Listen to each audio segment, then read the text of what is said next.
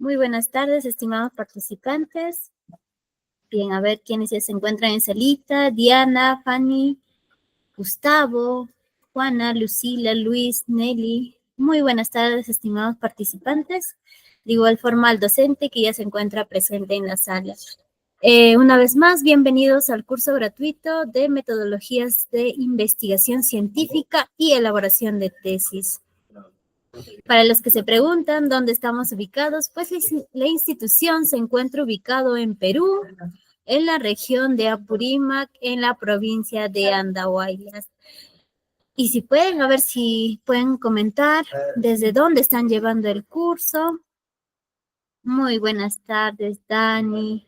Bienvenidos y también felicitarles pues por su puntualidad. Comentarles también que la institución ya cuenta con 7 años de experiencia orientada a ofrecer educación virtual gratuita de alta calidad a nivel nacional e internacional. Buenas tardes, Lucila. Gracias, Diana. Bienvenida desde Lurín, Lima. Excelente, Fanny, desde Puno. Bienvenida. Bien, de igual forma quiero presentarles al equipo el tecnológico, el cual está conformado por el personal administrativo, los docentes y también los asistentes académicos del curso. Gracias, Néstor. Muy buenas tardes desde Comas. Excelente, Néstor. Bienvenido. Bien, comentarles también que si desean conocer más acerca de la institución, de las labores que realiza la institución, les invito a que nos sigan a través de las redes sociales. Nos pueden encontrar en Facebook, en YouTube, en TikTok y también en Instagram. Bien, les invito que para este mes tenemos una meta en la institución y es llegar a los 100,000 seguidores en Facebook, por lo cual les invito a que nos sigan, por favor, para poder completar esta meta. Gracias, muy buenas tardes. Bien, en cuanto a los cursos, se han aperturado alrededor de 33 cursos, los cuales son totalmente gratuitos y pueden encontrar mayor información de los cursos en las redes sociales, sobre todo en Facebook. Bien, estimados participantes, si quieren más información acerca de estos cursos, nos pueden escribir al siguiente número de WhatsApp, que es el 979-483728. Bien, me presento, mi nombre es Maribel Yauris, soy asistente académica del curso, y si tienen alguna duda o consulta, me pueden escribir a mí, yo les voy a estar respondiendo con mucho gusto. Si desean información acerca de los cursos, el material o la clase grabada, yo les voy a facilitar con mucho gusto. Bien, también quiero presentarles al docente, el licenciado Alberto González, quien es especialista en el curso de metodología de investigación científica y elaboración de tesis. No, este curso va a estar a cargo del licenciado. Bien, en cuanto a la frecuencia del curso, se está desarrollando los días martes y jueves en el horario de 6 a 7:30 de la noche y con una duración de 2 semanas. El día de hoy culminamos la primera semana y en cuanto al temario, el curso tiene 4 sesiones y el día de hoy se va a desarrollar la sesión número 2. Y pues vamos a tocar el siguiente tema, que son tipos de investigación científica con búsquedas específicas. Y bien, la sesión número 3, vamos a desarrollar métodos y técnicas de recolección de datos. Y en la sesión 4, estructura de una tesis. Bien, muy buenas tardes, Marilu. Excelente, bienvenidos, estimados participantes. En cuanto a las clases, se están desarrollando en vivo, lo cual les permite a ustedes también realizar sus preguntas al docente. Está habilitado el chat de Meet, por la cual ustedes pueden realizar sus preguntas. Indicarles también de que la clase grabada, el material, se les va a facilitar a través del grupo de WhatsApp y también el examen final. Bien, en cuanto al certificado, va a salir con mención en metodología de la investigación científica y elaboración de tesis a nombre de la institución El Tecnológico. Comentarles también que el certificado contiene el temario, también está respaldada por la Cámara de Comercio del Perú y también cuenta con un código QR, el cual acredita que ustedes han llevado el curso con nosotros. Para obtener el certificado tienen que sacar una nota mayor o igual a 14 Ya saben, el trámite es totalmente opcional con un costo de 40 soles. Si desean más información acerca del certificado, les invito a que me escriban al presente número, que es el 946-2223-55, que es el número de la oficina de certificación. Muchas gracias, estimados participantes. Bien, también saludar a todos los conveniados, entre ellos pues tenemos las municipalidades. Sé que muchos de ustedes tal vez vienen por invitación o por parte de estos convenios. Bien, también hacerles llegar el comunicado sumamente importante de que la institución no realiza llamadas ni envía mensajes personales. Por favor, tengan mucho cuidado. Asimismo, pueden observar en la pantalla los números oficiales que cuenta la institución. Solo a través de estos medios nosotros nos comunicamos con los participantes e indicarles una vez más que tengan mucho cuidado y no se dejen engañar. Bien, ahora sí vamos a finalizar con la pequeña presentación y darle pues el pase al licenciado que está a cargo del curso. Bien, vamos a realizar una oración para el alma, el cual dice así: gracias por las bendiciones recibidas, por la fuerza para enfrentar cada día y por las oportunidades que se presentan en mi camino. Agradezco por la salud, la familia y las personas que enriquecen mi vida. Que nunca falte la gratitud de mi corazón y la voluntad de compartir lo bueno con quienes me rodean. Amén. Excelente, estimados participantes. Gracias, Diana. Muy buenas tardes. Gracias. Bien, ahora chicos, le vamos a dar pase al licenciado para que pueda iniciar con la clase del día de hoy. A ver, un momento. Bien, licenciado, puede iniciar con la sesión. Muy buenas noches. Ahora sí, excelente. Ya se le puede observar, licenciado. Ya puede iniciar con la sesión. Muchas gracias. Buenas tardes a todos. Buenas tardes, buenas tardes. Buenas tardes, bienvenidos al Tecnológico. Soy el profesor Steve González. Lo que pasa es que mi segundo nombre es Alberto González. Es el nombre de mi papá, yo soy Steve. En realidad se pronuncia, me imagino que algunos sabrán un poco de inglés. Y hasta es la segunda sesión que venimos impartiendo en el curso de metodología de la investigación y elaboración de tesis. Bueno, lo que hemos comentado en las clases anteriores es que básicamente lo que queremos es que ustedes tengan las nociones más fundamentales, elementales, específicas y aplicativas para el ámbito de la investigación científica. Y a su vez terminar el curso con un panorama para poder realizar un trabajo de tesis, un trabajo de investigación. Eso fue lo que más o menos comentamos la sesión número 1, y por lo tanto era necesario hacer una introducción al conocimiento científico. Vimos en qué consistía la ciencia, las características, cómo se distingue de otros saberes, porque hemos especificado la clase anterior que es un tipo de conocimiento, es perfectible, es un conocimiento, el científico, ¿no es cierto?, que en la medida de lo posible intenta explicar la naturaleza, el universo, la realidad, para que los seres humanos tengan un amplio criterio sobre su funcionamiento y de la misma manera puedan tener una mejor calidad de vida y a su vez poder sobrevivir, dado que el mundo es un lugar difícil. Comentamos que hay cambios climáticos, hay virus, hay adversidades por doquier y en algún momento pueden faltar los recursos. Entonces el ser humano, en su lucha por la supervivencia, intenta estudiar la naturaleza.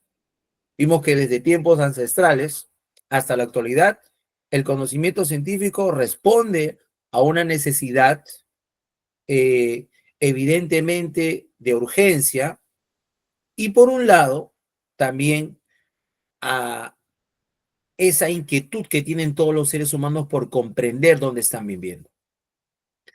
No podemos entender el universo, la naturaleza, la realidad si no tenemos un conocimiento que pueda ser corroborable y que haya sido producto de una observación, una medición y una experimentación confiable y a su vez haya sido filtrada por un grupo de especialistas que han continuado este saber por los años, a través de los años. Por eso todas las universidades, institutos, escuelas que se llaman justamente educación superior en todo el mundo mantienen y preservan el conocimiento científico. Dijimos que todo lo que transmitimos desde el colegio, en la universidad y en páginas confiables es un conocimiento público, porque es el derecho de todos tener conocimiento científico. No olvidar eso. Es vuestro derecho a alfabetizarse científicamente. Por eso, no se dejen engañar, no existen las ciencias ocultas, lo que existe es la ciencia pública.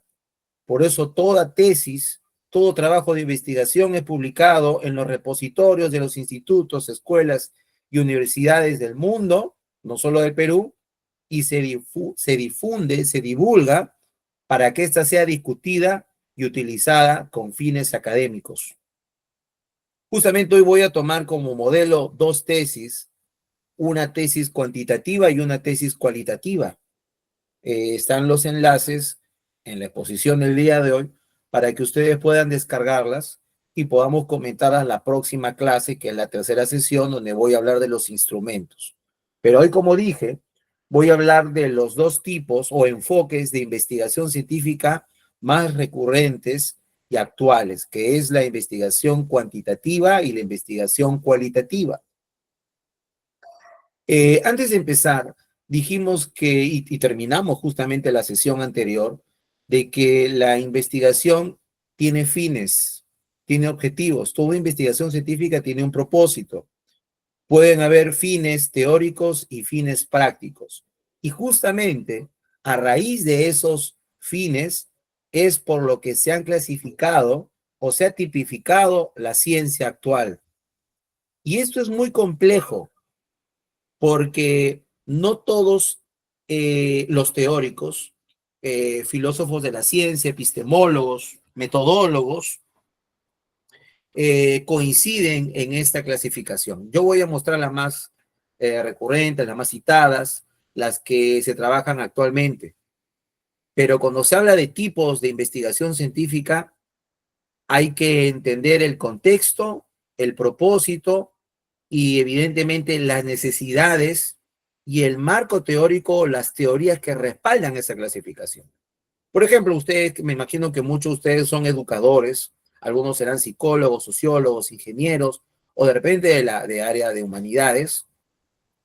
Siempre cuando uno parte y desea investigar, necesitas un punto de apoyo, lo que los docentes llaman saberes previos. No se puede investigar algo de cero, tienes que partir de lo que ya se ha venido estudiando al respecto. Los metodólogos y los investigadores le llaman a eso estado del arte. Y justamente el estado del arte o todos los saberes que ya hemos obtenido hasta ahora tiene también un respaldo teórico. Hay teóricos estudiosos que dicen que la ciencia no la podemos entender desde un solo enfoque, porque la ciencia misma, al igual que la realidad, es muy compleja. Y por ende, tenemos que clasificar las ciencias dependiendo de la teoría que la respalde. Algunos, por ejemplo, docentes, si ustedes ven cómo se estudia en Cuba o aquí en Latinoamérica, en Sudamérica, en el caso de Colombia, hay diferentes enfoques para entender la educación. De repente algunos países estarán en un enfoque interdisciplinario, otros estarán en un enfoque por objetivos. Y aquí los docentes del Perú, por ejemplo, trabajan por un enfoque por competencias. O sea, el enfoque por competencias no es el mismo enfoque que se trabaja en Japón o en Nueva Zelanda, ni siquiera en Finlandia. No todos los países del mundo, por ejemplo, entienden la educación de la misma manera. Tendrán sus teóricos, tendrán sus estudiosos que entenderán que la realidad tiene una manera de ser estudiada o muchas maneras de ser estudiada. Por eso no hay un consenso a nivel mundial de la clasificación de las ciencias, de sus enfoques y de sus tipos de investigación. Yo voy a tomar los más recurrentes en Latinoamérica, el que más se usa en el Perú, y lo he clasificado dependiendo del contexto y dependiendo de los objetivos. Porque lo más esencial de toda investigación científica es el objetivo, es el propósito. ¿Qué quieres lograr con esta investigación científica? Esa sería, por así decirlo, la piedra fundamental de toda investigación, el objetivo. Todos tenemos que tener claro qué queremos lograr con la investigación que vamos a realizar. Entonces, en prima facie y en primera instancia, eso quiero que quede bien claro al momento de empezar el día de hoy. Porque por los objetivos, por la meta que queremos lograr, es justamente la tipificación que voy a ver el día de hoy. Se habla de un enfoque cuantitativo y un enfoque cualitativo. Y voy a explicarlos y desarrollarlos con la mayor claridad posible, y ustedes pueden escribirme en el chat sin ningún problema. En la medida que yo voy avanzando, pueden hacer sus preguntas en el chat y yo voy a ir respondiéndolas con celeridad y con continuidad para poder concluir hasta las 7:30. Y como hicimos la sesión anterior, termino con mi oración y unos 4 minutitos les regalo para que me pregunten lo que quieran y yo respondo todo lo que pueda. ¿De acuerdo? Ahí por el chat. Bien, esa fue la introducción, el preámbulo. Y ahora sí vamos de lleno al tema del día de hoy, que son los tipos de investigación científica en nuestra sesión segunda, ¿no? Bien, primero tendríamos que decir que cuando hablamos de tipos de investigación, se habla de los objetivos de la investigación científica. Y hay muchos. Y por lo tanto, por esos objetivos es que se ha clasificado la ciencia de estas formas. Se habla de una investigación experimental, una aplicada, una básica, una documental, una evaluativa, una seccional y una motivacional. Hay más, pero yo he seleccionado estas porque todas las tesis que se hacen en el Perú siempre van a resaltar los objetivos. Tú puedes revisar cualquier tesis publicada en Lima, en el Perú, en cualquier universidad, Iquitos, Cusco, Piura, cualquier universidad.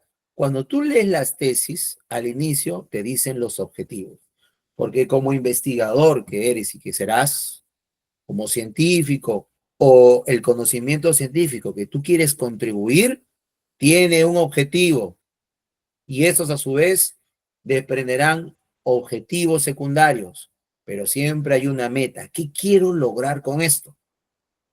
Y el primer tipo dice justamente experimental, porque todo experimento siempre tiene que ser controlado, porque no se puede experimentar al azar. Todo experimento debe tener detrás, además del objetivo, que pueda ser controlado. Entonces nosotros tenemos instrumentos, tenemos muchas metodologías o métodos para hacer un experimento y todo eso debe de ser mencionado en el experimento junto con sus conclusiones tras haber realizado el experimento para que siga contrastado con el segundo y tercer experimento. Esto se viene haciendo de tiempos ancestrales. Lo hacían los griegos, lo hicieron los medievales, lo hicieron los alquimistas árabes, lo hicieron en el Renacimiento, lo hicieron los modernos, lo hacen hasta el día de hoy. El objetivo de una investigación era el experimento, porque al observar las reacciones y registrar estos resultados, era posible establecer la causa y el efecto. Entonces, los que consideran que la ciencia tiene que explicar un fenómeno, dicen que ese tipo de investigación es experimental. Muchos han considerado que no todo puede ser experimentado.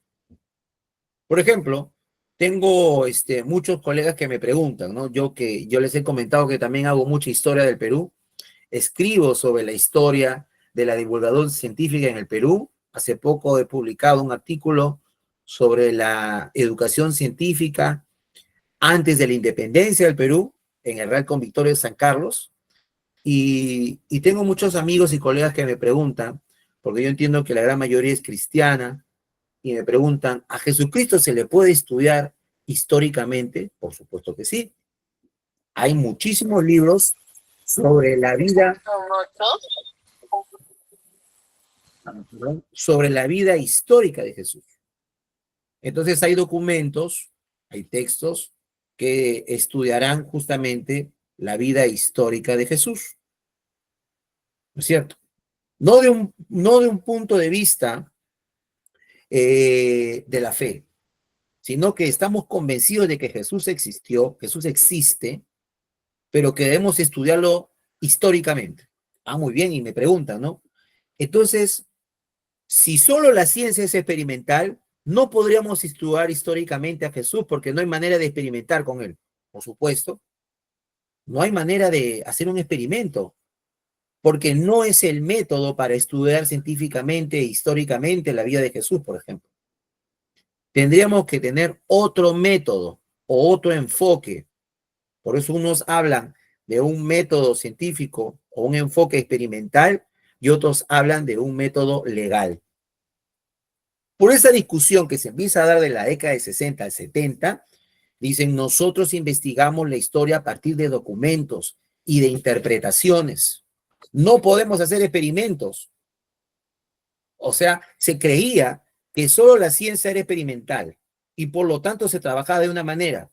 Y ahora hay una gran apertura, una gran, por así decirlo, eclosión de enfoques en que podemos hacer conocimiento científico sin necesidad de experimentos.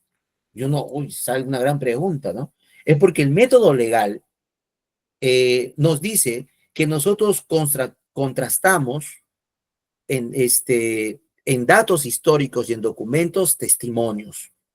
Y a partir de esos testimonios podemos hacer una investigación científica histórica. Por ejemplo, si hablamos de la vida de Jesús, podríamos no solamente citar los evangelios, podríamos citar los textos de los anales de Tácito, o podríamos revisar las fuentes de Flavio Josefo, ¿no? Ese texto sobre los judíos, donde se menciona a Jesús. Y entonces un historiador dirá, tenemos más fuentes y revisamos los testimonios y a partir de ese consenso hacemos una investigación no experimental. Y a partir de esa década hasta el día de hoy existen investigaciones que no se limitan a entenderlo experimentalmente, sino también, como les comenté, legalmente, a partir de testimonios. Lo mismo pasa con la investigación aplicada. Como ya ha cambiado el enfoque, podemos revisar fuentes, textos y a la vez podemos hacer experimentos. La pregunta era, ¿y con qué objetivo y con qué fines prácticos qué vamos a resolver? Hay muchísimos problemas que resolver y se pueden resolver con testimonios. Los abogados harán una investigación a partir de testimonios. Los sociólogos también utilizarán testimonios, cartas, documentos, porque el problema está de repente en formular una ley o de repente el problema está en cómo combatir la pobreza al entender la historia del Perú. Entonces, la investigación aplicada ya no solo puede ser experimental, sino también documental.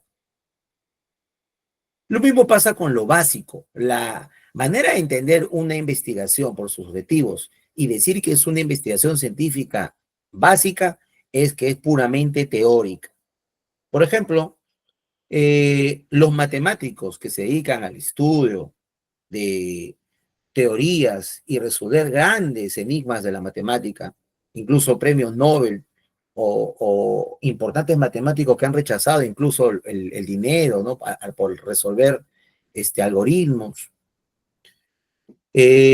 ven que solamente tiene fines teóricos, incrementar el conocimiento y no tiene ninguna relevancia el impacto social. Eso también hay en investigación científica. Por ejemplo, hablar de la física cuántica, hablar sobre los agujeros negros. Muy bien, vamos a teorizar sobre los agujeros negros. ¿Y eso en la práctica para qué sirve? Vamos a teorizar sobre los multiversos. Si uno entra en un agujero de gusano, en un espacio en el universo, se va a otro universo. Así, ¿y eso se puede comprobar? A ver, ¿alguien ha viajado y ha regresado y nos ha contado eso? No, es totalmente teórico. ¿Se ha aplicado la, teoría, la actividad de Einstein? ¿Hemos podido aplicar en la vida social? No, es totalmente teórico porque es básico. Y eso también es importante. Por ejemplo, cuando se hacen investigaciones a su vez históricas, y les comentaba que no hay que hacer experimentos en esa situación, algo también esencial es que también tiene una contribución teórica. Por ejemplo, porque ayuda también a la identidad nacional entender correctamente la historia e interpretarla con métodos científicos rigurosos. Por ejemplo, hace poco me escribieron unos amigos en mi blog, en mi página, me estaban comentando, ¿no? Profesor Steven González, profesor Steven Alberto González, ¿no? Me preguntan, ¿no? ¿Cuándo va a escribir usted sobre los próceres de la independencia? Porque es un tema histórico importante, por supuesto. Y me preguntaban sobre el prócer, el héroe de la independencia. Por favor, me pueden escribir en el chat quién fue el héroe del Perú que se arrojó del Morro de Arica. Les voy a dar 5 segundos para en el chat para que me digan qué héroe se arrojó por el Morro de Arica y te han contado que lo hizo para salvar la bandera. Muy bien, solo un alumno me ha dicho, una alumna, que fue Alfonso Ugarte. Muy bien. Entonces, como tenemos pocos documentos sobre ese acontecimiento, lo que tienen que hacer los científicos de la historia social o de la investigación social, como ustedes ven en la diapositiva, es necesaria una investigación documental. Entonces yo me fui con la sorpresa, les comento, y colegas me dijo, no, bro, hay historiadores de otros países que dicen que se tiró por cobarde, para que no lo maten. Otro me dice, no, es una leyenda porque es imposible que un caballo se arroje al mar porque todo animal reacciona y jamás se va a suicidar o matarse, pues. Entonces, revisando los documentos, porque hay mucho de leyenda y una parte de realidad, yo les decía que había que interpretar eso de otra manera, haciendo un estudio documental comparativo. ¿Cómo es eso? Entonces vemos otros héroes que eran militares que se defenestraron y que se suicidaron para salvar información importante durante una guerra. Entonces yo le decía, si no hay muchas fuentes y tenemos que hacer una comparación, la investigación es documental. Y en los documentos, no solo lo que tenemos en el Perú, lo podemos comparar con otras investigaciones en otros países sobre generales, coroneles que se suicidaron para evitar tortura. Entonces yo llegué a esta conclusión. Alfonso Ugarte no se suicidó, se defenestró. ¿Por qué? Porque Alfonso Ugarte, imagino que te habrán contado de una manera la historia, pero yo te la voy a contar de otra. Alfonso Ugarte evitó que sea torturado porque él tenía un gran corazón, era un patriota excelso y tenía que evitar que le hicieran lo que los enemigos, un coronel llamado Lynch, ponía de 5 en 5 y los fusilaba para pedir información. Entonces, como él era un militar y tenía un alto rango, él tenía conocimientos importantes sobre municiones, estrategias, nombres, lugares. Entonces, lo que iban a hacer es ponerle a gente inocente delante de él, iban a torturarla y matarla hasta que él hable. Entonces, para evitar eso, se escapa, toma el primer caballo que encuentra y es fácil dispararle a 10 metros y lo mataban. ¿No ves que lo estaban persiguiendo? No tiene sentido. Lo querían vivo. Entonces, al llegar al morro, agarra la bandera y le tapó los ojos al caballo, porque si tiraba él solo, pudo haber sobrevivido.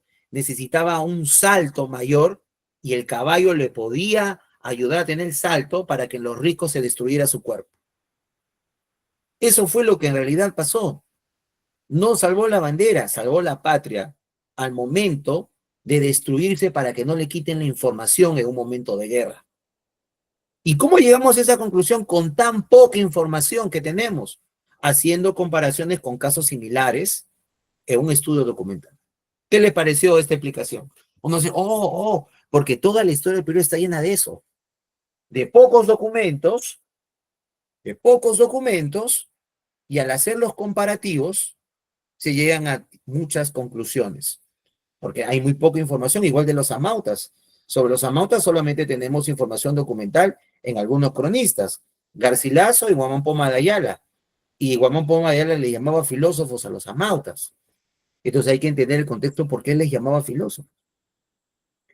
Y al darnos cuenta de eso, vemos que hay que hacer muchísimas evaluaciones de los resultados. Así que otros teóricos dirán que las investigaciones científicas serán evaluativas.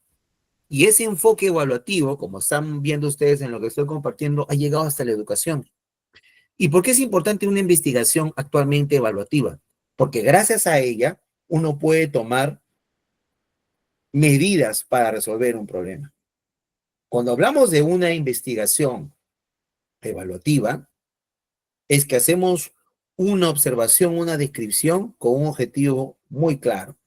Es de tomar medidas o cambiar nuestra perspectiva a raíz de esos resultados obtenidos. Lo hacen todos los docentes. Imagino que los que son profesores tendrán una evaluación formativa, una evaluación sumativa, ¿no es cierto?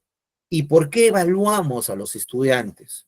No solamente para saber los conocimientos que han adquirido, sino para cambiar la estrategia. Porque si yo soy profesor en el examen mensual, en el examen semestral, he desaprobado a más del 50%, tengo que cuestionarme a mí. De repente el profesor le dice que está mal. De repente yo tengo que cambiar la estrategia. De repente tengo que cambiarlo de los lugares a los alumnos. De repente no me conviene a ese salón, en ese salón no me conviene proyectar muchas diapositivas. Me conviene mejor que trabajen en grupos. No, este salón no. Gracias a la evaluación, uno toma medidas a posteriori. Uno toma medidas de cambio de estrategias, cambio de proyectos a raíz de esa evaluación que ha realizado. Es decir, el enfoque o la manera de entender la investigación científica por objetivos según la línea evaluativa es porque siempre su principal objetivo es cambiar una manera en la que hemos estado trabajando. Y justamente tenemos por ese tipo de enfoque científico o manera de entender la investigación desde los objetivos, la seccional y la motivacional. Lo que pasa es que la seccional recoge investigación cualitativa, como vamos a ver, porque se han dado cuenta los investigadores en la actualidad que no solamente podemos pensar en mayorías. Hay enfoques actuales que consideran que con una sola persona se puede obtener conocimiento científico, aunque usted no lo crea. Con una sola persona que ha sufrido, ha vivido o ha experimentado algo único, podemos obtener conocimiento científico. Porque lo que se ha entendido científicamente durante muchos años es que si hay un suceso repetido y eso le pasa a muchas personas, puedo hacer una generalidad. Puedo decir, todo el mundo le pasa. A todos le pasa porque a la gran mayoría le pasa. Puedo hacer un estudio científico de algo que a todo el mundo le pasa para advertir lo que le puede pasar a toda la humanidad. Gracias a la mayoría. Porque si a uno le pasa, a otro le puede pasar otra cosa, a otro le pasa otra cosa diferente, a todo le pasa diferente. Total, no llego a ningún conocimiento, no ves que todo es diferente. Ha cambiado el enfoque porque esta manera de entender cualitativamente, como vamos a ver, considera que con un solo caso se puede hacer una investigación científica. Un ejemplo. Vamos a imaginar que estamos estudiando los trastornos. Imagina un psicólogo, ¿no? Y sabe que hay el TEA, trastorno de espectro autista en grados, que antes se llamaba Asperger, porque ahora se le dice niños neurodivergentes, ¿estamos de acuerdo todos? Y hay un caso muy concreto de un niño que al ser en su autismo, ¿no es cierto?, en su condición de autista, ha desarrollado una inteligencia muy particular para los negocios, porque él puede ser muy hábil para matemática, para el ajedrez, pero se dando cuenta que en su autismo aprende rápidamente de sus compañeros sobre el dinero y está acumulando mucho dinero y quiere tener una cuenta de ahorros. Él tiene una inteligencia muy particular porque se ha estudiado y hasta el día de hoy se habla de las inteligencias múltiples, ¿cierto? Se está proponiendo hoy un nuevo tipo de inteligencia. Así es, damas y caballeros. Si se ha hablado de una inteligencia emocional, una inteligencia interpersonal, una inteligencia extrapersonal, una inteligencia musical, una inteligencia emocional, una inteligencia existencial. De todas las formas de inteligencia, como menciona muy bien Howard Gardner, hoy se está hablando de una inteligencia financiera, damas y caballeros. Entonces se han dado cuenta que hay ciertas personas que son más inteligentes que otras para tener todas las condiciones para ser millonario. Yo me sorprendí con esta investigación. Yo te juro que yo me sorprendí con esta investigación. Es decir, no todos son hábiles para hacer dinero. Hay personas que son mucho más hábiles para las finanzas que otras. Es algo que tienes que aceptarlo. Hay seres humanos que son muy hábiles para la persuasión porque hay una inteligencia lingüística, sociolingüística. Pero este tipo de inteligencia la desarrolló justo un autista y era necesario conocerlo solo a él. O de repente un caso de algunos niños que tengan daltonismo o alguna forma de visión que no les permita ver los colores, ¿no? Que tengan un problema en el sucromismo, ¿no? Acrómico, que no puede ver colores. Y justo por la investigación y la descripción de estos niños, estos seres humanos que no pueden ver colores, se han diseñado anteojos especiales para que puedan ver los colores. Era necesario entonces investigar un caso único, índigo, irrepetible para poder hacer conocimiento científico. Y así se llevó a otra manera de entender la ciencia, la motivacional, que era justamente por qué los consumidores tienen determinado comportamiento y se conocen sus necesidades. Todos los administradores, todos los que van a poner un negocio, una pirámide de negocio, todo lo concerniente a entender a los consumidores, los que estudian marketing, tienen que necesariamente en algún momento hacer una investigación científica motivacional. Es lo que está en boga, lo que actualmente se hace, por montón. He revisado las tesis de administración, negocios internacionales, gestión y alta gestión. Veo los trabajos que están haciendo y están interesados en una investigación científica motivacional. ¿Qué le gusta al consumidor? Por supuesto. Entonces, pueden llegar a la conclusión que todos quieren que sea BB, bonito y barato. Puede ser una explicación. Otra actitud del consumidor es que no le gusta moverse mucho y que todo esté cerca por donde vive. Eso también es un estudio motivacional. No confundamos en este sentido motivacional por las ganas de hacer algo, sino porque se refiere a la intencionalidad, hacia dónde están dirigidas las necesidades, ¿de acuerdo?, de los consumidores.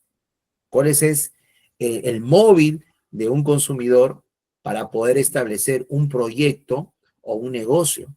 Eso es muy interesante. Eso es lo actual, ¿de acuerdo? Y a partir de esas maneras de entender por objetivos, uno puede entender que es necesario buscar la información por doquier.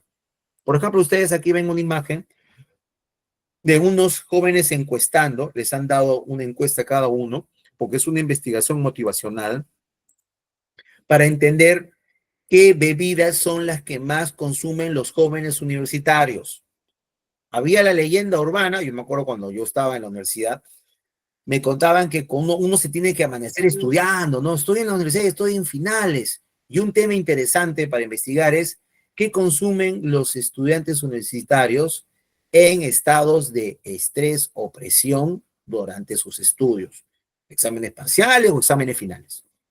Entonces, una investigación, les contaba, ¿no? La leyenda urbana de que tomar café con Coca-Cola, no sé si alguno de ustedes le escuchó, ¿no? De algunos de ustedes que son más viejos que yo, más mayores de edad, que pasan más de 50 años, qué sé yo, antes se tomaba café con Coca-Cola, así me han contado. Yo nunca he llegado a eso. Pero la bebida que consumen más los estudiantes es el café.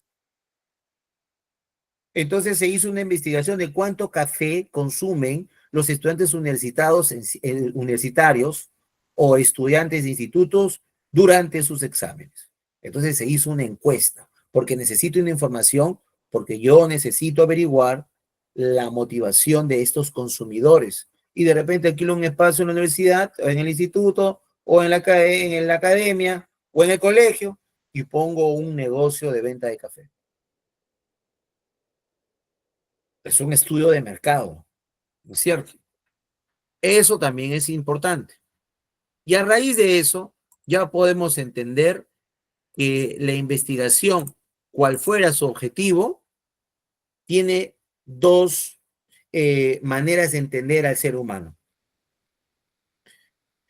Si vamos a estudiar la naturaleza o el ser humano, vamos a ver que hay dos maneras de enfocar esto.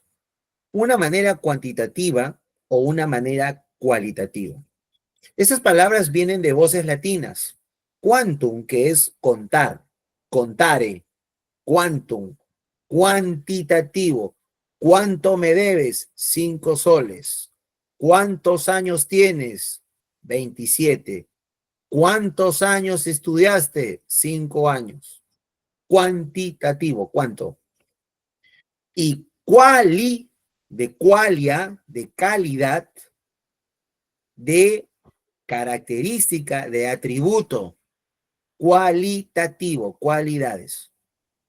Entonces, la manera de entender cuando nosotros queremos hacer una investigación científica, vieron que la naturaleza, tanto humana como la no humana, es decir, la naturaleza, podría ser entendida cuantitativamente o cualitativamente. Por ejemplo, si yo quiero estudiar la fiebre, ¿no? Yo puedo entender la fiebre o tener un conocimiento de ella de una manera cuantitativa o cualitativa. ¿Cómo hacemos nosotros para entender la fiebre cuantitativamente? Si voy a contar la fiebre, ¿qué hago? Pongo un termómetro en mi boquita o debajo de la axila y si llega a 38 tu termómetro, estás haciendo fiebre. Si llegas a 39, antibiótico. Oye, estás llegando a 40, una ampolla. ¿Estamos todos de acuerdo? He contado la fiebre. Cuantitativo. ¿Y cómo sería cualitativo? Tu mamá agarra y te pone la mano en la frente. ¿Te acuerdas o no? Y te toca la frente. Oye, qué calor, oye, oh. No, no tiene fiebre, solamente de calentura nomás. Así dice la mamá. Síntomas, ¿no? Te toca la frente. Ah, no, no, no. No estás haciendo fiebre, hijita, solamente tienes calentura nomás. Así es, así dicen, ¿no? Calentura. No ha dado un número, así es, Daniel. No hay un número, es una narración, una comprensión. Entonces, si hay una manera o un enfoque de entender un fenómeno, yo lo puedo mostrar cuantitativamente o cualitativamente. Otros dirán que no es así. Unos dirán que en realidad hay cosas, hay aspectos del mundo, del ser humano, que se pueden contar y hay otros aspectos que no se pueden contar. La ciencia que estudia lo que puede contarse y medirse es cuantitativo. Y aquello que no se puede contar ni medir con números es lo cualitativo. Un ejemplo. Vamos a estudiar a los estudiantes de un colegio. Vamos a hacer una investigación. Vamos a hacer una tesis sobre estudiantes. Son seres humanos. Bien. Y cuando vamos a los seres humanos, yo quiero saber en qué edad ya han desarrollado una buena habilidad lectora, una buena comprensión lectora. ¿En qué edad? Porque los niños desde que empiezan a leer hay plan lector en polidocencia, en cuarto de primaria ya tienen que manejar su plan lector. Y vemos que están en segundo grado de primaria, ya están leyendo, pero una evaluación de plan lector en polidocencia puede ser distinta a una evaluación de comprensión lectora en primaria alta o primaria baja, ¿no es cierto? Entonces yo quiero saber en qué edad ya la comprensión lectora. Y como yo necesito la edad, ya estoy cuantificando número. Yo quiero saber cuántos libros leen esos estudiantes al año, número. Yo quiero saber cuántos trabajos y tareas hacen al año de comprensión lectora, número. Eso yo lo puedo contar. Pero si yo quiero saber si les gusta o no les gusta, quiero su apreciación, porque de repente los libros que yo les mando a leer son aburridos. De repente tengo que cambiar los libros de plan lector. Todos los años leen El Principito, todos los años leen Ollantay. O ya, pues hay que leer a López Albújar. De repente, a mí que me encantan los cuentos andinos de López, yo soy un fan de López Albújar. A mí me gustan mucho los cuentos andinos, ¿no? El Lushanan Hampi, ¿te acuerdan? Las montañas, hay un cuento que habla de los Ishkas, los chillas, que se referían a las montañas. A veces uno en el chat me ayuda, me hace recordar ese cuento bonito que habla de las montañas, ¿no es cierto? Los chillas, ¿no? Los cuentos de Arguedas, ¿no? Y al conversar con los niños, doy cuenta de que en realidad hay poca lectura porque les aburren los textos. Muy bien, Charlie. Entonces, eso yo no puedo contar. Yo no puedo contar lo que siente un niño porque él me lo va a narrar. Yo no puedo contar las emociones. Yo puedo pensar cuando estoy con una pareja, por ejemplo, tú tienes tu novia, tienes tu novio, recién lo conoces y ¿qué le dices? Me gustas. Pasa un tiempo y le dices, te quiero. Pasa un año y le dices, te amo. ¿Sí o no? Si te has dado cuenta, aumentó la intensidad. Pero tú no le vas a decir, mi amor, 10. Mi amor, 50%. Mi amor, 80%. Eso no se puede contar. Las emociones, los sentimientos, si yo quiero transmitirlos, no los voy a transmitir con números, los expresaría con palabras. Entonces, es imposible que tú conozcas a alguien, se vuelve tu pareja y al día siguiente le dices, te amo, me quiero casar contigo. Eso es absurdo, sería irracional, ¿no? ¿Cómo me vas a amar si no me conoces? ¿No consideras que la palabra que estás diciendo no tiene una correlación con las emociones que estamos sintiendo? Exacto, Ángela. Esto es totalmente subjetivo. Entonces, la subjetividad no la podemos medir, no la podemos contar. Entonces, era necesario que en esos aspectos la investigación sea cualitativa. Totalmente. Te lo voy a poner de otra manera, haciendo una investigación motivacional de estudio de mercado, ¿no? Yo he lanzado un perfume y yo necesito pensar, yo necesito entender a los consumidores antes de lanzar mi perfume, porque de repente me voy a la quiebra, tanta inversión, el laboratorio, la botella, la marca, los artistas que voy a llamar, no me conviene. Primero, antes de invertir y lanzar un perfume, quiero conocer al consumidor. Entonces, se me ocurre un plan. Uso las redes sociales y llamo a un actor famoso. Señor, ¿qué tal? ¿Usted cómo se llama? Usted es Tom Cruise. Oh, mucho gusto. Nice to meet you. I'm from Lima, Perú. You are no, United States of America. Mucho gusto. Me entrevisto con él. Este es el negocio, business, much money. Mucho dinero vamos a tener. Allá muy bien. ¿Qué tengo que hacer? Solamente tómate una foto, haz un video usando mi perfume que se va a llamar 5 Rosas. Te lo vas a echar y vas a decir, el mejor perfume del Perú es 5 Rosas. Te lo dice Tom Cruise. Ya está. Subo el video a las redes sociales y automáticamente voy a ver las reacciones en el Facebook. Entonces, yo voy a interpretar esto de una manera cuantitativa y lo voy a interpretar de una manera cualitativa. Pasan 2 días y veo que tengo 1 millón de likes, 1 millón de likes. Y veo que tengo solamente 100 comentarios. Entonces, ¿dónde estaría el análisis cuantitativo? En la cantidad de likes. Oye, 1 millón es una buena cantidad de personas que le ha gustado, pero de repente solamente han dado like porque es Tom Cruise y no les interesa el perfume. No me conviene solo tener una comprensión cuantitativa. Tengo también que tener una comprensión cualitativa. Entonces leo los comentarios en el Facebook que están poniendo, ¿no? Que lo que colocan, ¿no? Ese perfume seguro que será un fracaso, un hater, una persona que habla mal en las redes sociales, ¿no? Ah, otro perfume más, seguro que debe costar en dólares. Y todo el mundo empieza a hacer comentarios y yo interpreto. Mira lo que dicen. Lo que ellos quieren es un perfume que sea de buen precio y que el anunciante diga que es un precio asequible y es de buena calidad.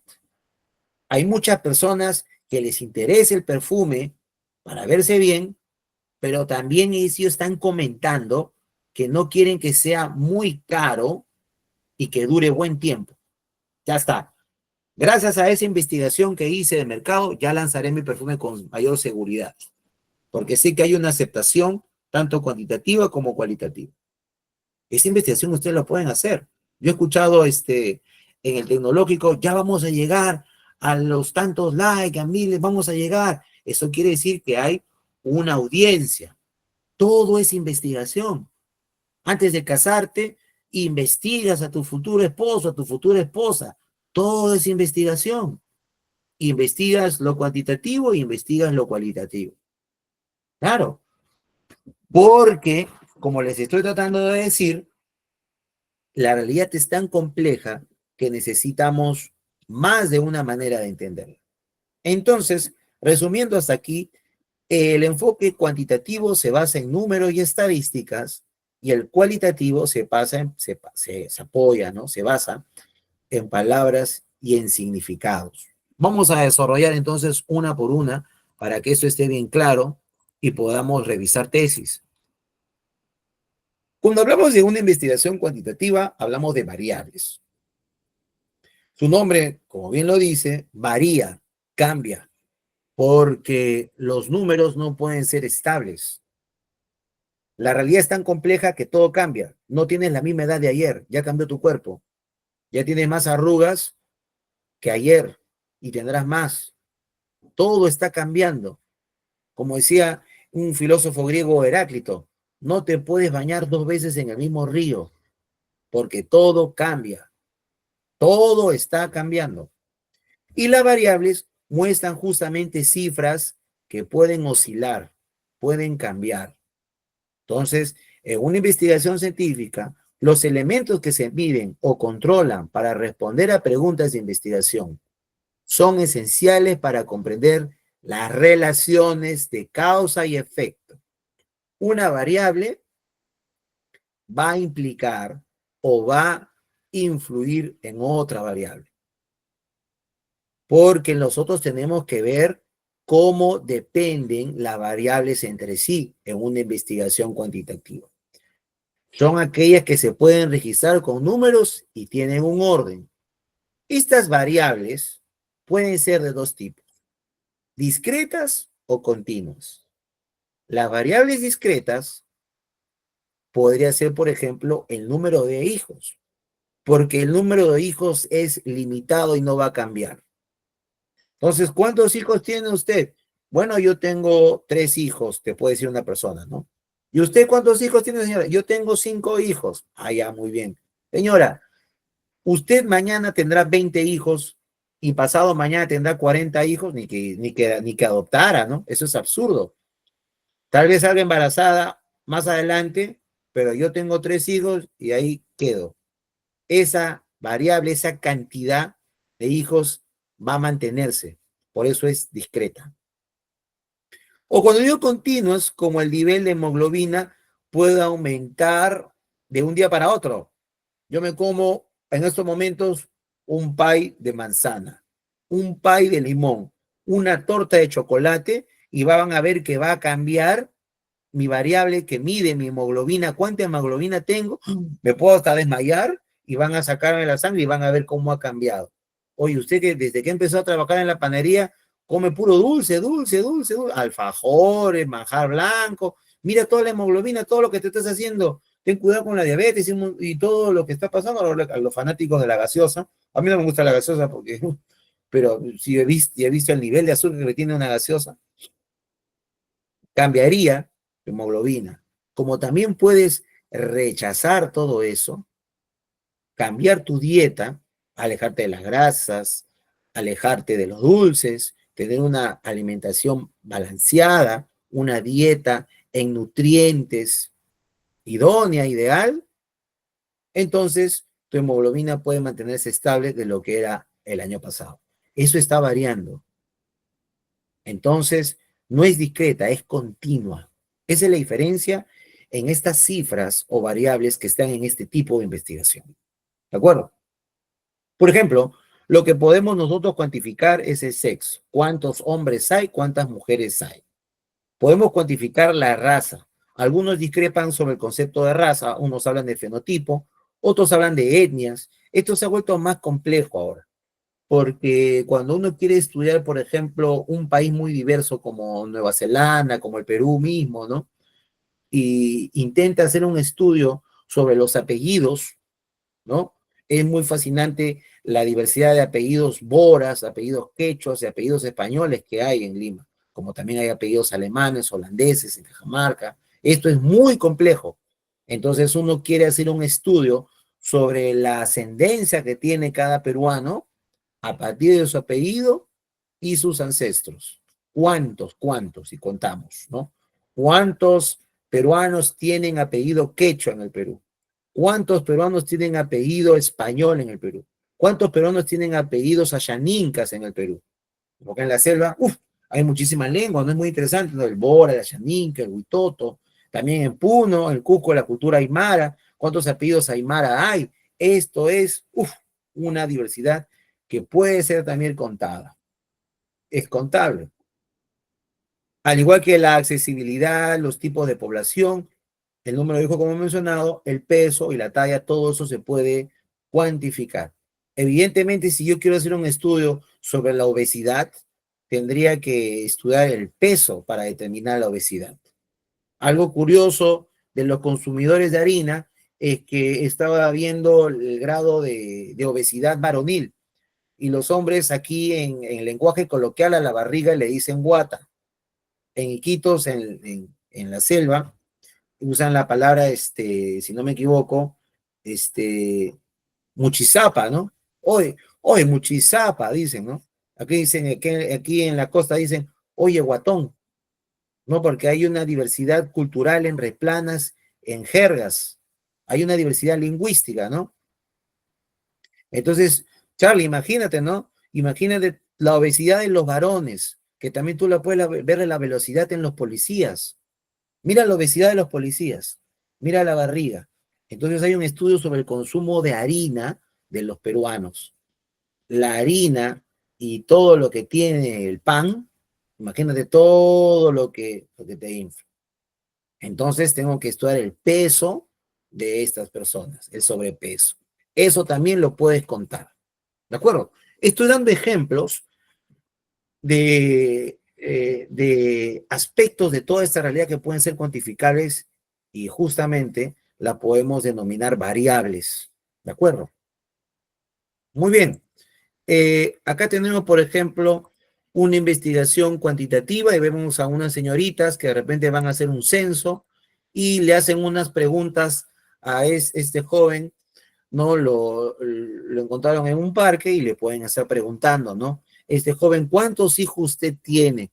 ¿Usted es padre soltero o usted vive actualmente con su esposa?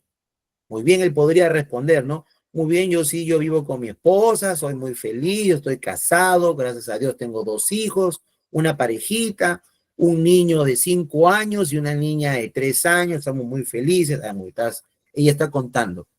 ¿Cuántos años tiene usted, señor? 27 años. 27, mira, muy joven ese caso. Está bien. ¿Y usted qué trabaja? Yo soy chofer, muy bien, yo manejo un camión y llevo productos, así, allá, muy bien. ¿Cuántos años tiene en esa empresa? Ya tengo 5 años trabajando en la empresa. Allá, muy bien.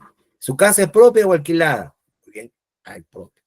Hacen un censo y todo empieza a marcar. Ella tiene una lista, ¿no? Como una lista de cotejo y empieza a marcar todo lo que responde. Luego pasa al siguiente joven y le pregunta y contabiliza cuenta. Hemos entrevistado aquí en Apurima, me fui a Andahuaylas y hemos encuestado a 70 varones para saber cómo trabaja el hombre en el hogar. Y hemos visto que hay un porcentaje distinto de otras ciudades del Perú, o de México, de Cuba, donde sea, Venezuela, Colombia. Estamos viendo que ha cambiado. Yo estoy muy sorprendido del aumento de madres solteras en el Perú. Yo sí estoy muy sorprendido porque también reviso las investigaciones que hay sobre madres solteras. Y eso también hay que comentarlo, porque para ver qué medida podemos tomar en la educación para evitar que aumenten las madres solteras, porque lo idóneo es que permanezca el hogar constituido. Entonces, ¿yo cómo voy a tomar una medida educacional, educativa, siendo yo un ministro, por ejemplo, y contrato investigadores que me contabilicen cuántas madres solteras hay en el Perú y por qué han aumentado en estos 10 años el mayor porcentaje de madres solteras? ¿Qué está pasando? Pero primero tengo que saber cuántos, cantidad. Entonces, ahí ven un ejemplo de unas señoritas, ¿no? Que empiezan ¿a qué edad? ¿No es cierto, Ángela? Podrían preguntar en qué edad empiezan a ser madres y hay que contabilizar eso. ¿Cuántos hijos tienen? ¿Y por qué empezar? ¿Y a qué edad? Eso también se contabiliza. Pueden salir embarazadas desde el colegio. Pueden quedar embarazadas desde el colegio. Eso también, si yo pertenezco a un ministerio, porque el ministerio hace muchísimas investigaciones cuantitativas en encuestas y censos, constante, hay mucha gente que trabaja eso en el Instituto Nacional de Estadísticas, en INEI del Perú, hay muchísimos trabajos de investigación cuantitativa diarios, semanales, anuales. Unos trabajos podrían ser transversales, ciertas temporadas, y otros podrían ser longitudinales, que podrían ser trabajos de años, trabajos de 5 a 10 años, haciendo estas encuestas, ¿no es cierto? Muy bien. Tipos de variables cuantitativas. Bueno, como les comentaba, teníamos variables discretas y variables continuas. Esto es importante porque cuando hablamos de variables discretas, bueno, son números enteros, se miden con conteos y enumeraciones, como bien lo hemos mencionado, y son variables numéricas que tienen un número contable de variables. Por ejemplo, el número de hijos, como hemos mencionado, y la diferencia con las continuas es que presentan números reales porque justamente podrían incluso hasta ser números decimales o números que podrían tener muchísimos valores, como el peso, la altura, el tiempo, la longitud, ¿no? Por ejemplo, los astrónomos tienen una unidad muy interesante que le llaman años luz. Ustedes deben haber escuchado los años luz, ¿no? En el chat, por favor, podrían decirme una buena nota, ¿cuánto equivale un año luz para un astrónomo? Porque es una unidad, es una cifra. ¿Cuánto es un año luz, por favor, damas y caballeros?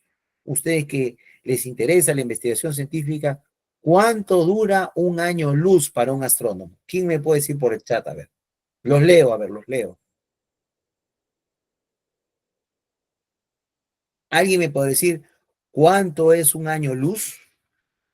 A ver, yo los veo aquí en el chat. Infinito, me dice. ¿Qué dice madre? El mismo haga. La distancia recorrida por la luz en un año. Ahí me dice Néstor, ¿no? 9,6073049 kilómetros. Así es. Imagínate. Ya es una unidad.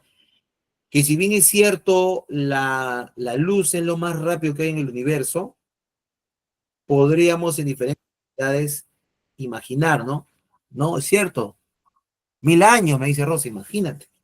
Un año luz. Ahí está la cifra, ¿no, Ruth? De un año luz. la campeona de la NASA, un año luz es la distancia que recorre la luz en un año. Mira, Ángela López ya me da la cifra. Entonces, lo que dicen los astrónomos es que esta variable, perdón, esta magnitud, ¿no? Esta cantidad que ustedes me están, esta cifra, es susceptible, porque es una variable, de ser más amplia de lo que uno se puede imaginar. Por lo tanto, sería una variable continua, a diferencia de una variable discreta, que sería una cantidad de hijos, ¿no es cierto? O la edad de mortandad en el Perú, ¿no? Y yo estoy muy sorprendido porque sé que la gente que vive en provincias como Cerro de Pasco, en Andahuaylas, que me gustaría conocer, yo lo estaba comiendo, me gustaría viajar y conocer Andahuaylas, son gente muy longeva, es muy interesante. Me comentan que hay señoras que llegan a vivir 110 años, 120 años. En cambio, la tasa de mortalidad es menor en la capital y en la costa, que un promedio de vida está entre 80 años. Y cuando pasan los años también baja por las enfermedades y evidentemente la enfermedad que se está llevando la gran mayoría es la diabetes. Entonces, piensa bien si vas a ser amigo o amiga del dulce, ¿no? Muy bien, Oscar, están que me dan, ¿no es cierto? Un año luz, miren, esa variable continua. Muy bien, continuamos. Tenemos los tipos de investigación cuantitativa. Son 4 tipos de investigación cuantitativa de las más recurrentes. Tenemos la investigación descriptiva, experimental, cuasi experimental y la correlacional. Dentro de la investigación descriptiva se habla de que esta puede ser también analítica, como voy a mostrar a continuación. Bueno, si yo voy a investigar cuantitativamente y solo quiero describir, solamente muestro las características de una realidad. Si yo voy a estudiar, por ejemplo, la cantidad de alumnos la deserción estudiantil. Si yo quiero investigar la deserción, ¿por qué dejan de estudiar? ¿De acuerdo? ¿En qué edad dejan de estudiar? Solamente voy a describir qué es lo que pasa. Así. En el año 2020 al 2021, en un año, del 2020 al 2021, la deserción estudiantil se incrementó a raíz de la pandemia o por cambios de domicilio. Pero antes de explicar, solamente digo lo siguiente. En el año 2000 a 2021, el 45% de estudiantes de provincia experimentaron la deserción estudiantil, nada más. Solamente he dicho lo que he observado, describo. Es totalmente descriptivo. En cambio, cuando hablo de una investigación experimental, ¿no es cierto? Se manipulan las variables en un experimento controlado. Entonces, lo que trato es de ver cómo hay una relación de causa-efecto, cómo una cosa implica sobre la otra. Un ejemplo. Si yo tengo, como dije hace un momento, de repente la deserción estudiantil, ¿cómo relaciono eso con la cantidad de madres solteras? Una investigación que me parece muy interesante en Lima, especialmente en la capital, es cómo de las adolescentes se escapan de su casa o se van de sus hogares y se van a vivir a alquilar un cuarto. No sé si ustedes conocen esta situación que les estoy mencionando, que me parece sumamente interesante. La independencia forzada de los jóvenes que no soportan el rigor de sus hogares y deciden irse a vivir a un cuarto y viven en un colchón en el piso, como pueden, y no quieren que los padres se metan en sus vidas. Entonces, yo quiero establecer una relación entre los alumnos que dejan de estudiar y las madres solteras. Imagínate, así es Patrick, pero yo quiero establecer la causa de eso. Uno podría lanzar hipótesis. Profesores que no tienen una formación. Profesor, ni siquiera tienen un trabajo estable, no tienen cuenta de ahorros, no tienen ni siquiera ropa suficiente, con las justas tienen para alimentarse ellos y ya se están haciendo de hijos y viven en un cuartito. ¿Por qué está aumentando esto? ¿Que acaso no hay valores en el hogar? Hijo, termina tus estudios, gradúate, y cuando estés con una carrera y con un sueldo estable, enamórate, ya es tu vida, independízate. No vas a venir como el hijo pródigo. Papá, me pareció una chica, me peleé, se fue con otro hombre y vengo a tocar la puerta.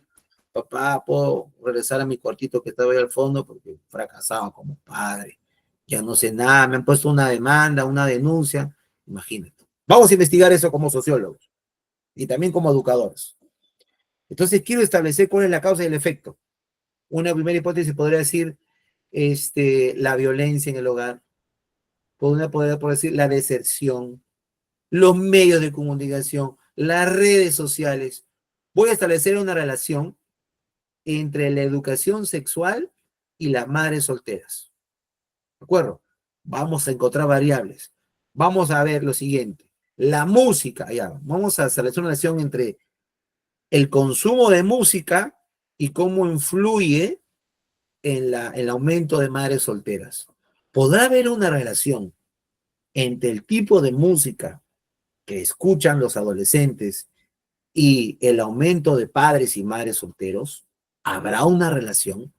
Entonces yo hago una encuesta y veo el tipo de música y lo relaciono con la cantidad de padres y madres solteras a temprana edad.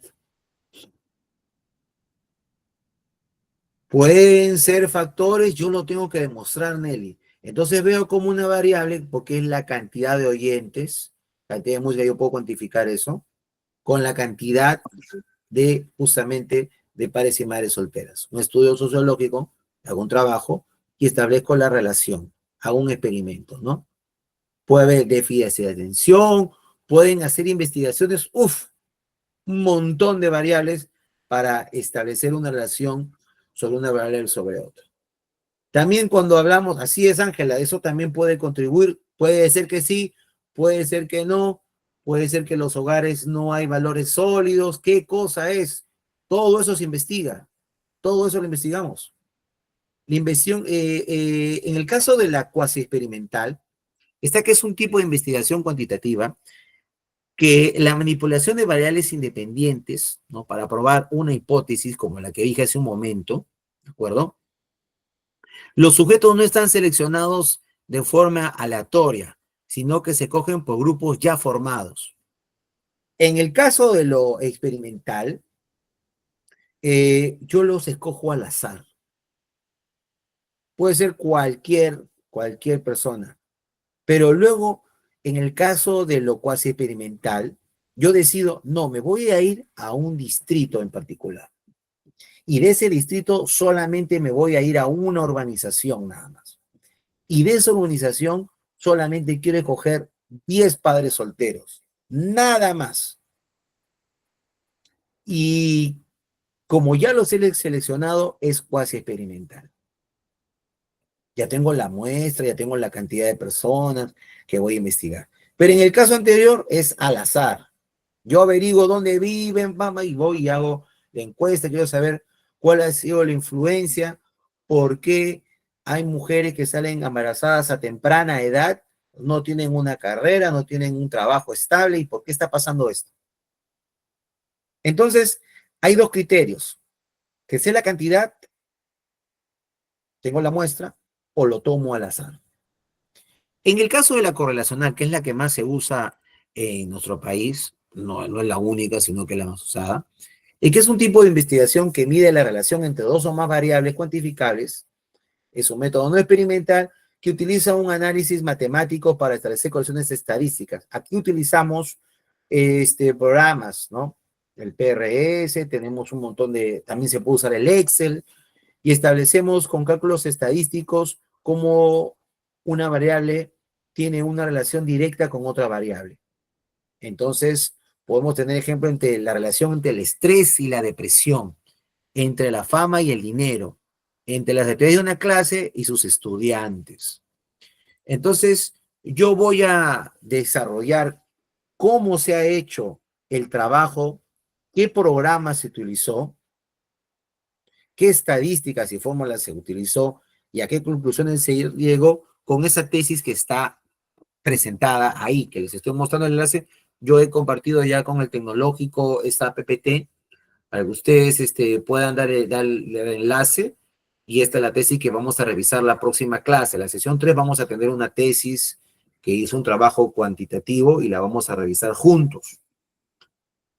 Y en ese trabajo cuantitativo justamente vamos a analizar con cuidado cómo llegó a esos resultados tras hacer un trabajo de análisis en relación entre esas variables.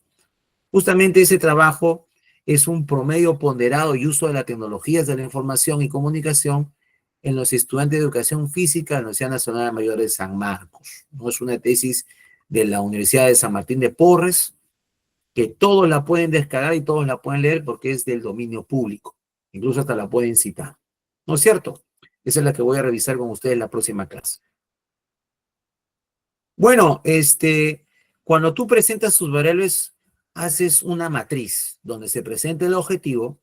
Tenemos las dos variables, por ejemplo, ahí ustedes ven a la izquierda, en la columna de la izquierda, ¿no? La actitud de los docentes hacia las TIC, las tecnologías, ¿no? De la información y la comunicación, en el marco del proyecto Canaima Educativo. Y abajo tenemos otras variables, ¿no? El uso de los componentes de las tecnologías de información y comunicación, y TIC. Arriba está la actitud y abajo está el uso. De repente a algunos no les gusta, de repente a otros sí les gusta. Estas tesis se están haciendo últimamente, ahora todo con la IA. Se está viendo la actitud, se está tratando de hacer un estudio cuantitativo sobre cómo reaccionamos nosotros frente al uso de la IA. Algunos docentes son reacios al uso de la IA. No les gusta el ChatGPT porque parece que lo resuelve todo. Otros dicen sí, pero hay que saber utilizarlo. Porque una IA no puede reemplazar a un docente, porque el docente tiene pensamiento crítico. El docente promueve ideas. Eso no lo va a hacer una IA. Entonces, la IA solamente es un recurso. Entonces, yo quiero hacer una investigación, por ejemplo, del impacto de la IA en la docencia. De repente, algunos profesores están de acuerdo con la IA, otros no les gusta la IA, otros consideran que el ChatGPT debe hacer toda la sesión y toda la clase, otros dicen que no, que es un trabajo creativo que no debe ser subsumido al uso de las IAs. Entonces, o actualmente las TIC se hablan del uso de la IA. Entonces, es un trabajo actual de investigación cuantitativa, ¿no?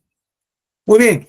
Y con respecto a la investigación cualitativa, aquí nosotros no hablamos de variables. En una investigación cualitativa hablamos de categorías. Y una categoría es un concepto, damos palabras. Voy a hacer un pequeño ejercicio con todos ustedes de conceptualización, y es el consejo que le doy a todos los que entran al mundo cualitativo. Es entender cómo funcionan las palabras. Y la mejor manera de hacer una palabra abstracta, lo más abstracta posible, es entender a los sustantivos abstractos. Los sustantivos abstractos son aquellos que no se establecen por medio de los sentidos, sino que son solamente intelectuales. Esos son los sustantivos abstractos, haciendo un poquito de lenguaje, ¿no? Los que saben comunicación y lenguaje, saben que en gramática se estudia el sustantivo, que se refiere a los seres, no una categoría gramatical que se refiere a los seres, y hay un tipo de sustantivos por su naturaleza que se llaman abstractos. Muy bien. Toda realidad, toda actividad, toda característica o todo lo que nosotros investiguemos cualitativamente, yo la puedo expresar como un sustantivo abstracto. Y hay una fórmula para hacer eso. Primero entendamos que los sustantivos abstractos son de tres tipos. Lo que se refieren a emociones, lo que se refieren a cualidades y lo que se refieren a procesos. Un ejemplo. Si yo estoy pensando, eso es un proceso. Entonces le diré pensamiento. ¿Eh? Si yo estoy sintiendo una emoción, yo digo, por ejemplo, paz, estoy tranquilo. Muy bien, eso será entonces tranquilidad. Y si fuera de repente una cualidad, de repente es una persona que tiene que tiene la cualidad de ser inteligente, le diremos inteligencia. Entonces te he presentado 3 palabras. Inteligencia, ¿cierto? Tranquilidad, ¿cierto? Pensamiento. Y ya tengo categorías. Y esas palabras, esos conceptos, están de alguna manera describiendo o me van a permitir comprender eso que no puedo contar. Si yo voy a hacer una entrevista, porque no puedo contar y necesito saber lo que sienten los estudiantes de comprensión lectora, yo les voy a preguntar en una entrevista, ¿no? Que eso lo vamos a ver la próxima semana en los instrumentos de recolección de datos. Yo les hago una entrevista porque estoy haciendo una investigación cualitativa. Y digo, ¿por qué no te gusta leer lo que te mandan en el colegio en el plan lector? Tú que estás en quinto de secundaria. Bueno, la verdad es porque yo ya voy a terminar el año escolar y no tengo muchas ganas de estudiar. Estoy más preocupado en que mi papá me compre mis zapatillas. Yo prefiero un PlayStation. No me interesa leer mucho. No, me aburro. No me concentro cuando leo. Ya, entonces voy a, todo lo que él me ha dicho lo voy a expresar en una sola palabra. Entonces dice que no se concentra. Entonces voy a decir falta de concentración. O voy a decir falta de motivación. Otro caso. El perfume que hablé, ¿no? Muy bien, señor, yo voy a vender el perfume. ¿Te acuerdas de la televisión donde salió Tom Cruise? Yo estoy vendiendo el perfume 20 rosas. Me gustaría saber si usted ya lo usó el perfume, ¿no? Muy buenas tardes, señorita. Muy bien, yo ya usé el perfume. Sé que estuvo de remate, costó 20 soles, pero la verdad que no estoy muy satisfecho porque dura poco tiempo. Yo la verdad que me lo he hecho en la camisa y el perfume ya no siento, parece una colonia de 10 soles y eso que es barata, prefiero comprarme una de 10 soles. No me satisface este tipo de perfumes y lo tengo, lo he regalado. Ya, muchas gracias. Yo anoto todo lo que me ha dicho. Entonces dice, el señor no está contento con el perfume. Entonces él parece que tiene una insatisfacción, falta de permanencia del aroma. Y empiezo a expresar la información que yo he obtenido en frases, en palabras, en conceptos.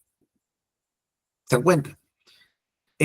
Por eso las categorías de análisis se pueden definir, ¿no es cierto?, como una estrategia metodológica, porque al describir con una palabra o una frase lo que yo he escuchado, la subjetividad de alguien, eso a mí me va a permitir estudiarlo mejor. Entonces son un conjunto de códigos que asocian un significado y expresan una realidad. Consumo excesivo de alcohol, falta de interés por la lectura, incapacidad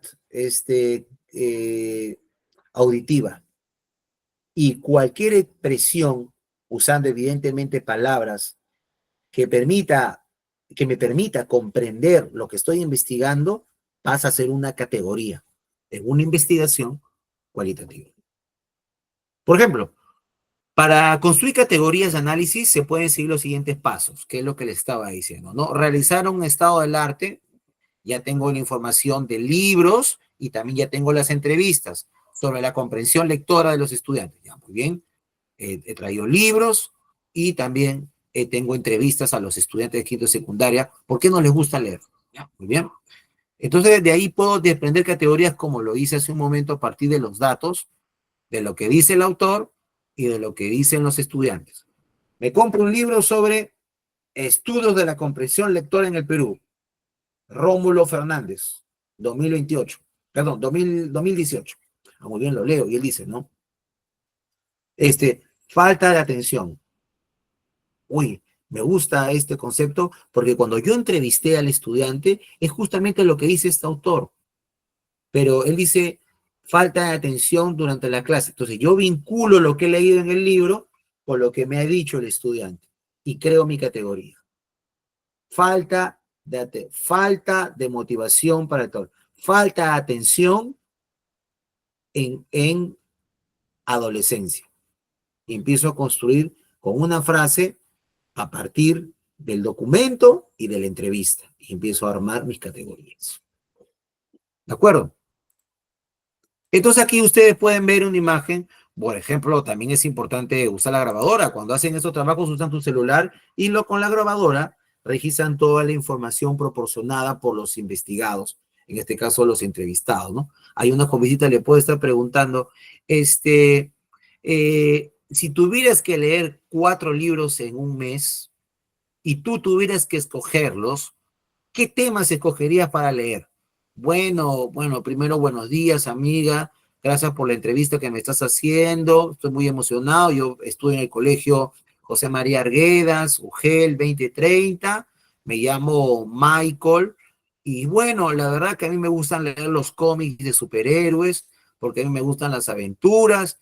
A mí me gustan las aventuras del Hombre Araña. Me gusta Superman y Batman. Así que lo primero que yo leería son cómics.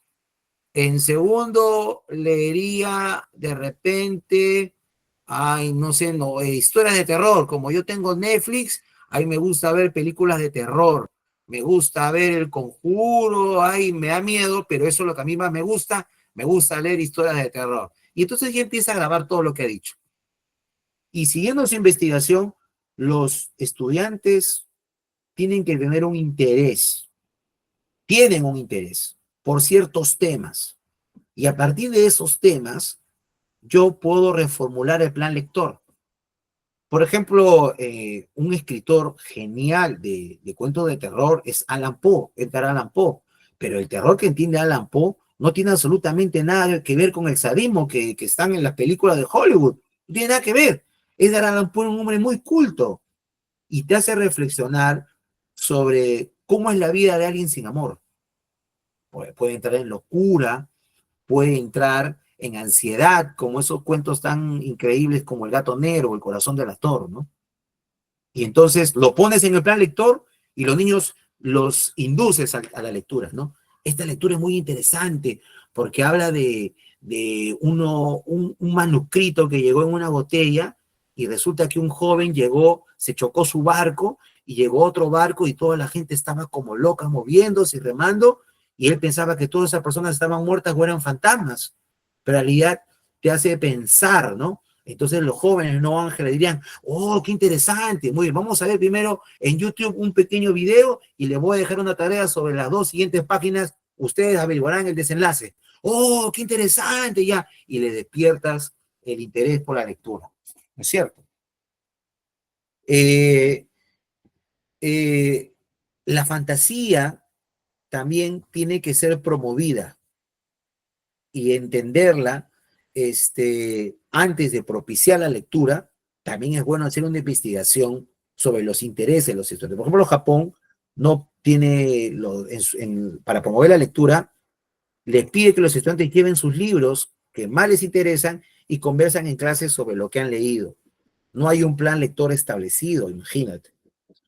Entonces, se llegó a esa conclusión por una investigación cualitativa, ¿no?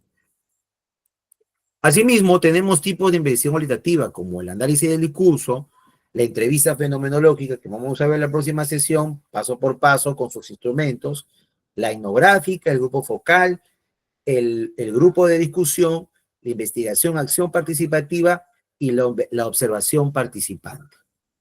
Entonces, algunos métodos que son importantes son el análisis de los temas, narrativo, la teoría fundamental, el análisis del curso, donde yo busco información subjetiva a partir de interpretaciones y también reúno información sobre el sentir, las vivencias de las personas.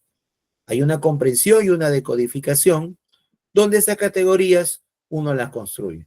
Aquí tienen un ejemplo de la tesis cualitativa donde se investiga, que es la tesis que yo voy a analizar la próxima clase, qué instrumentos y qué conclusiones llegó con esta investigación, esta tesis cualitativa, que es sobre el estudio cualitativo del vínculo entre jóvenes y sus mascotas en Lima Metropolitana. Imagino que a muchos les gustan los perros y los gatos, y este joven hizo una investigación sobre el gusto de las mascotas. Imagínate. Entonces hizo entrevistas, ahí hizo entrevistas semiestructuradas, que eso lo vamos a conversar en la próxima clase, cómo son los instrumentos de recolección de datos, y esa es la tesis que yo voy a analizar con ustedes. Pueden ustedes ir revisándolas, porque pueden descargar en internet, están Esta es una tesis de la Universidad UPC, ¿no? Y está disponible para cualquier lector del mundo, ¿no? De dominio público. Y bueno, cuando se hace todo este trabajo, se pasa a presentar justamente cómo has trabajado tú tus categorías, ¿no? Tu categoría clave podrá ser enseña, instruye y aparte comparte, motiva. Y aquí tú tienes las entrevistas, lo que te han dicho. Maestro es quien me enseña. Ahí está. Enseña, instruye. Él comparte conmigo gran parte de su tiempo. Tú has tomado fragmentos de la entrevista, lo que él te ha contado, y la relacionas con las categorías que tú estás investigando. Y así llegas a conclusiones y puedes proponer proyectos para mejorar la comprensión lectora, para el consumo de un producto, dependiendo el objetivo de tu investigación. ¿De acuerdo? Muy bien, todo eso yo lo voy a desarrollar paso por paso la próxima sesión, que es la sesión tercera, ¿no es cierto? El estudio de los instrumentos de recolección de datos cuantitativos y cualitativos con tesis que vamos a ver la próxima clase, ¿no? Bueno, terminamos la clase haciendo una oración para el alma, ¿cierto? Señor Jesús, te damos gracias por este valioso tiempo de aprendizaje, por la presencia, ¿de acuerdo? Esto es importante. Perdón, mi audio, ahora sí. Señor Jesús, te damos gracias por este valioso tiempo de aprendizaje y por la presencia de todos los participantes. Te pedimos que nos permitas reunirnos nuevamente en la próxima sesión de clases. En el nombre de Jesús, amén. Gracias a todos por su asistencia, su participación. La próxima clase es imperdible. Están todos cordialmente invitados para seguir desarrollando el curso de metodología de la investigación y elaboración de tesis. Muy bien. Tengo 2 minutos, yo siempre le regalo 2 minutos para sus preguntas. Creo que no hay ningún, que todo está claro. Oscar quiere preguntar, escribe tu pregunta rápido, Oscar. Has ganado el sorteo para tu pregunta.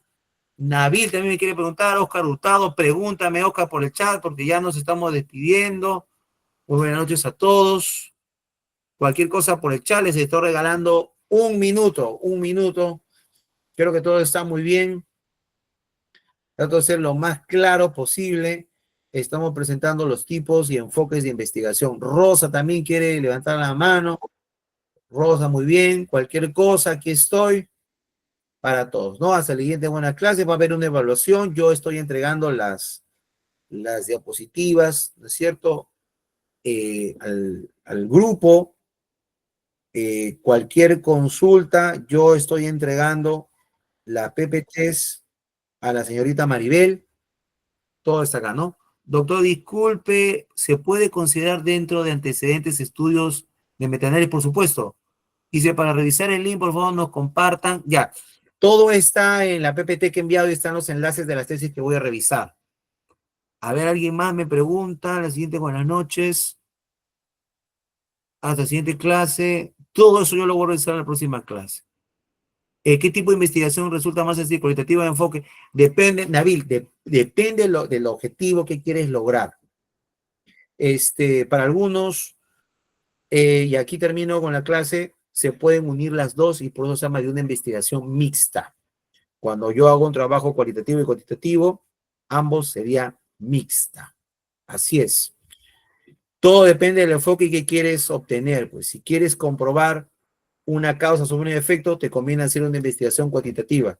Pero si quieres entender a los consumidores para generar un proyecto, te conviene una cualitativa. O en algunos casos te conviene las dos, por eso se llama mixta. Es recomendable. Muy bien, eso sería todo entonces. Señorita Maribel, yo he terminado. Entonces, buenas noches a todos. Gracias por su participación. Muchas gracias, licenciado, y bien agradecerle por la sesión de hoy. Y bien, ya nos estaremos encontrando.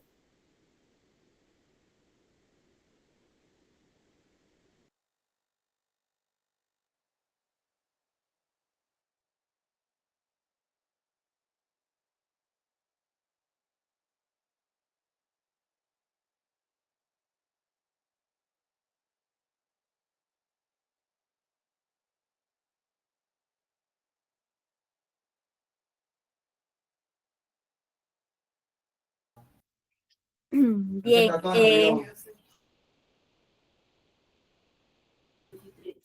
bien, muchas gracias, licenciado, por la sesión de hoy. Le agradecemos. Y bien, si tienen alguna duda o consulta, por favor, ahí está mi número de WhatsApp para que me puedan escribir. Bien, es el número 991-373227. Recuerden que las clases se dan los días martes y jueves en el horario de 6 a 7:30 de la noche. Hoy estamos culminando con la semana 1 y la próxima, en la cuarta sesión, se estaría dando la evaluación final. Recuerden, estimados participantes, siempre estar presente en cada una de las sesiones. Bien, les invito también a que nos sigan a través de nuestras redes sociales. Nos pueden encontrar como El Tecnológico en Facebook, en YouTube, en TikTok y también en Instagram. Muchas gracias. Que tengan un excelente fin de semana y un fin de semana bendecido, siempre en la compañía de nuestro Padre Creador. Bien, muchísimas gracias. Gracias, Lucila, Carlos, Daniel. Muchas bendiciones también para ustedes. Que tengan un excelente fin de semana. Ya nos estaremos viendo en la próxima sesión el día martes. Muchas gracias.